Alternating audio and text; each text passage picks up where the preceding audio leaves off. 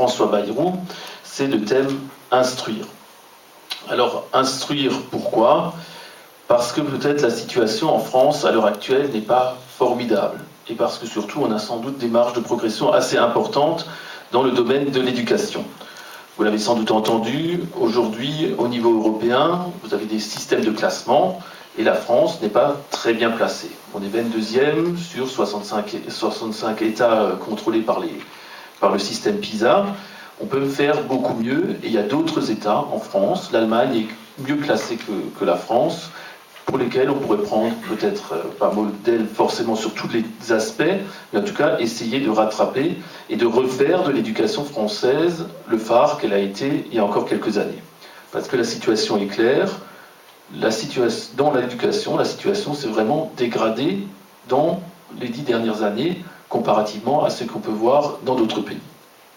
L'autre aspect dans ce bilan qui pose problème, c'est qu'on sait très bien, on a également autour de nous, vu qu'il y a beaucoup de jeunes qui sortent sans diplôme de l'école, qui se trouvent en état d'échec, qui ont quitté l'éducation nationale sans rentrer dans le monde du travail et qui se trouvent ainsi désœuvrés.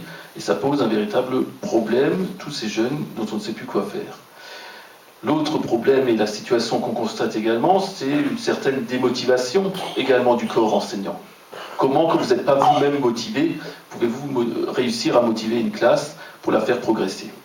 Et puis un autre aspect aussi, peut-être en France, a-t-on pas aussi bien su que d'autres pays européens nous adapter aux nouvelles technologies. Alors ce bilan, qui n'est pas formidablement rose, qui peut bien sûr être critiqué, commenté, contesté, il est nécessaire véritablement d'y répondre et François Bayrou, en mettant ça comme deuxième thème principal dans sa campagne électorale, a voulu marquer toute l'importance qu'il a pour l'éducation nationale, tout ce qu'il espère pouvoir réaliser pour notre avenir, puisque c'est sur la base de cette éducation qu'on construit également l'avenir de la France. Et Jean-Luc l'a rappelé tout à l'heure également au niveau économique, il a pour cela développé ce qu'on peut appeler la philosophie centriste, ou en tout cas pour les centristes qui sont ici devant nous, ce qui nous distingue également des autres partis, ce qui fait que nous souhaitons exister sur la scène politique et ce qui fait que nous avons aussi quelque chose à dire qui est différent de ce qui est actuellement dit ou de ce qui est actuellement fait. Et on peut, sur le programme de François Bayrou, voir qu'il apparaît de principes de philosophie par rapport à ces questions d'éducation. À la fois l'humanisme et à la fois le pragmatisme, qui sont également, dans d'autres matières également, ce qui caractérise les centristes. L'humanisme, c'est le souhait de voir chacun s'épanouir. Chacun s'épanouir. Ça veut dire faire tout ce qu'on peut pour essayer de ne pas laisser au bord du chemin une partie des élèves.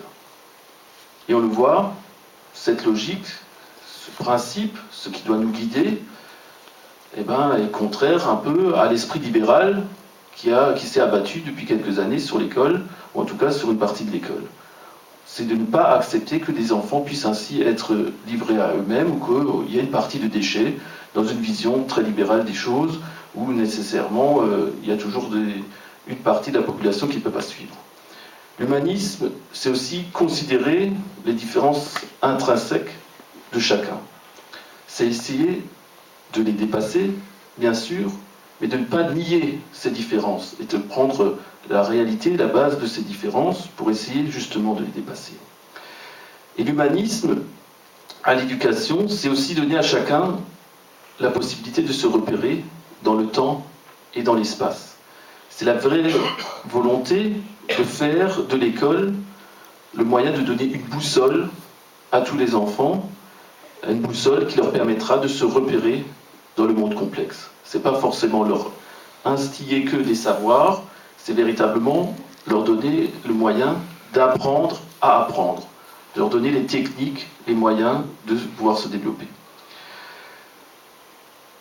L'autre aspect, qui effectivement distingue aussi le discours centriste par rapport aux autres discours, le discours centriste démocrate, c'est aussi le pragmatisme.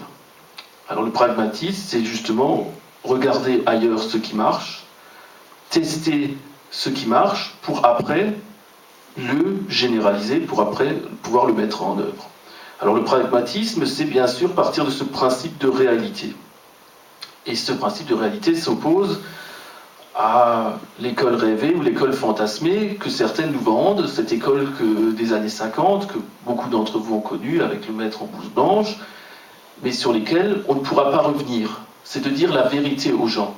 On n'est plus aujourd'hui dans la possibilité de faire comme il y a 50 ans. La société a changé et aujourd'hui il faut adapter et donner de nouvelles réponses, de nouvelles solutions par rapport à ce changement de société. Et cette vision de François Bayrou se distingue aussi de ce conservatisme qu'ont essayé également à d'autres niveaux de mettre en place dans l'éducation ces dernières années.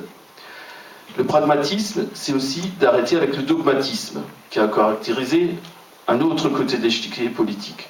C'est de ne pas vouloir appliquer de façon uniforme partout les décisions qui viennent d'un petit nombre. C'est d'arrêter avec une éducation idéologique, mais c'est véritablement de partir du terrain pour pouvoir y répondre. Alors je vais essayer de brosser rapidement, et puis comme dit, on pourra tout à l'heure y revenir, quelques-unes des pistes, quelques-uns des axes, quelques-unes des solutions que François Bayrou souhaite mettre en œuvre et souhaite redonner à l'éducation.